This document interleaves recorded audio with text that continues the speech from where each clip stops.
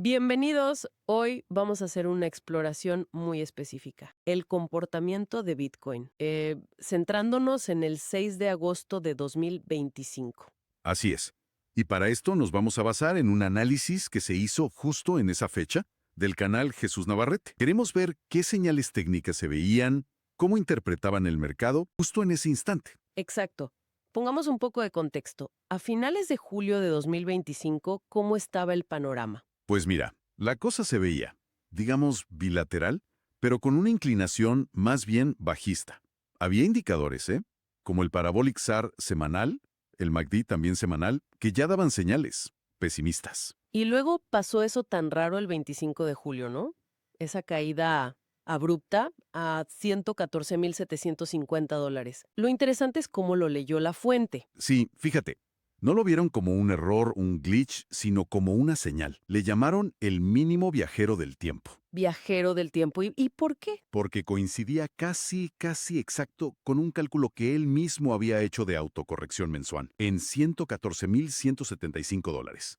O sea, le daba validez a su propio método. Ya veo. Interesante. Y supongo que había más señales apuntando hacia abajo. Claro, no era solo eso. Estaba el cruce negativo de medias móviles, la EMA 3 por debajo de la EMA 9, una proyección que ya marcaba los $112,500, y los máximos diarios, que venían bajando. El corto plazo, pues, presionado. Y encima la volatilidad extra por un anuncio de la Fed, ¿verdad? El 30 de julio. Eso mismo. Decían que eso afectó la fase serpiente de Bitcoin. Y aquí es donde, bueno, la cosa se pone más turbia. ¿Turbia por qué? Porque empezaron a circular. Bueno, la fuente lo dice claro. Eran rumores. Ajá. Rumores de posible insider trading, de acuerdos secretos. Incluso mencionaban a figuras políticas, a Trump, como que generaban volatilidad. O sea, mucho ruido externo. Exacto. Y la pregunta clave era, ¿qué tanto te puedes fiar del gráfico, del análisis técnico puro, con todo ese ruido de fondo? Una pregunta difícil. Y eso nos lleva a principios de agosto, al 4 y 5. ¿Cómo evolucionó la situación? Pues mira, se dio un contraste. La apertura mensual, que otras veces era fuerte, esta vez fue por debajo de un soporte clave, $116,500. Así que ese nivel se volvió resistencia. Mal comienzo de mes entonces. Sí, y para colmo, el máximo del 1 de agosto fue más bajo que el de julio. ¿Y la vela de ese día? Una lápida, o sea, rechazo claro de precios altos. ¿Y el precio se dio? Imagino. Sí, rompió niveles hacia abajo. Llegó a tocar esa zona que se había proyectado, entre $112,500 y $113,000, y confirmó un retroceso que se esperaba, hacia la EMA 50. EMA 9 cruzando por debajo de la EMA 20. Otra señal bajista. Y el nivel clave, el de los 114,175, el del viajero del tiempo, actuaba como resistencia inmediata. Entendido. Así que el 5 de agosto, la visión a corto plazo era bastante clara. Bajista. Sí, vela lenta, máximo inferior, cierre negativo. Corto plazo bajista. Pero, Siempre hay un pero en esto, ¿no? sí, el pero estaba en los gráficos de más largo plazo, el semanal y el mensual. Ahí la cosa cambiaba. Ahí la estructura general todavía parecía tener potencial. El análisis veía similitudes con patrones expansivos de ciclos anteriores, como el de 2020-21 o el de 2024-25. Mantenía cierto optimismo a mediano y largo plazo. Aunque me imagino que con alguna advertencia. Porque ese patrón de 2020-21, Exacto. Terminó en una corrección muy fuerte, y el análisis no lo descartaba. Mencionaba la posibilidad de una caída fea hasta la zona de los $70,000 si la historia se repetía. Un riesgo latente. $70,000, una caída considerable. Bueno, llegamos al día D, 6 de agosto. ¿Qué decían las velas de hora?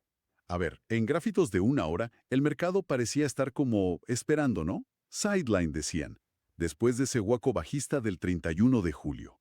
La EMA de 200 horas era una resistencia clara. Rechazó el precio el 4 y otra vez el 6. Pero, ¿no había señales de un posible rebote, aunque fuera pequeño? Sí, empezaban a aparecer. Se estaba formando como un canalito ascendente, con mínimos más altos, que apuntaba a la zona de $116,500, $116,600. Ajá. Las bandas de Bollinger también sugerían expansión hacia allá, $116,144, $116,600.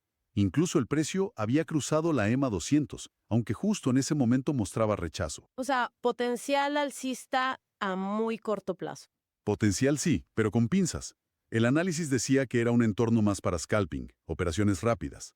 Se hablaba de una posible cruz de oro en formación EMA 9 sobre EMA 200, que podría llevar a los $116.500, pero todo muy ajustado.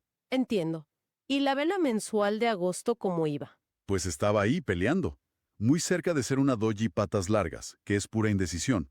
Estaba a menos de $500 de su precio de apertura, $115.756. Lo importante es que casi toda la negociación de esos primeros 6 días había sido en la zona negativa. ¿El sentimiento no era bueno entonces? No, prevalecía lo negativo. Y la fuente decía, ojo a los primeros 10 días del mes que suelen marcar la pauta. Y volvía a salir el nivel clave, $114.175. Podía ser soporte o resistencia para el día 10. ¿Y el gráfico diario? Más señales mixtas, supongo. Exacto. El Parabolic SAR había girado a positivo, eso era bueno. Pero dentro de las bandas de Bollinger, lo que sugería una duración media. El rango parabólico iba de $111.903 a $116.150. ¿Soportes y resistencias en diario? La EMA 50 aguantaba como soporte fuerte, eso sí. Pero la EMA 20 venía cayendo y actuaba como resistencia. Pura indecisión, como te decía. La clave, según este análisis, estaba en el MACD diario. Ajá. ¿Qué esperaban del MACD? Si cruzaba a positivo, lo llamaban la ley de Jesús, eso podría ser la señal para romper la EMA 20 y buscar niveles más altos, quizás $119.000 o más. Ya veo. Todo esto bajo una filosofía muy clara del analista, ¿no? Sí, muy técnico. Buscar patrones, anticipar y ser flexible. Hoy toro, mañana oso, según las señales. El enfoque era especular con los movimientos de precio, no tanto una inversión a largo plazo sin estrategia clara de entrada y salida. La clave era la formación técnica para saber cuándo moverse. Exactamente. Entonces, para resumir la situación de ese 6 de agosto de 2025, una tensión enorme. Señales técnicas que se contradecían según el plazo que miraras. Así es. Un poquito de potencial alcista a muy corto plazo, hacia esos $116.000, pero con el mensual todavía débil y la sombra de una corrección mayor siempre presente. Y el gran desafío era ese, cómo balancear lo que te dice el gráfico con todo lo demás, ¿no? Los rumores, los factores externos. Justo eso. El eterno dilema del análisis técnico frente al ruido del mundo real, las narrativas que circulan. Lo que nos deja con una pregunta final. Interesante. En un mercado descrito así, tan volátil, con señales mixtas y posibles influencias externas, ¿cómo encuentra uno el punto justo? ¿Cuánto confías en tus indicadores y cuánto peso le das a lo que no está directamente en el gráfico? Una reflexión clave para cualquiera que navegue estos mercados tan complejos. El arte de decidir en la incertidumbre.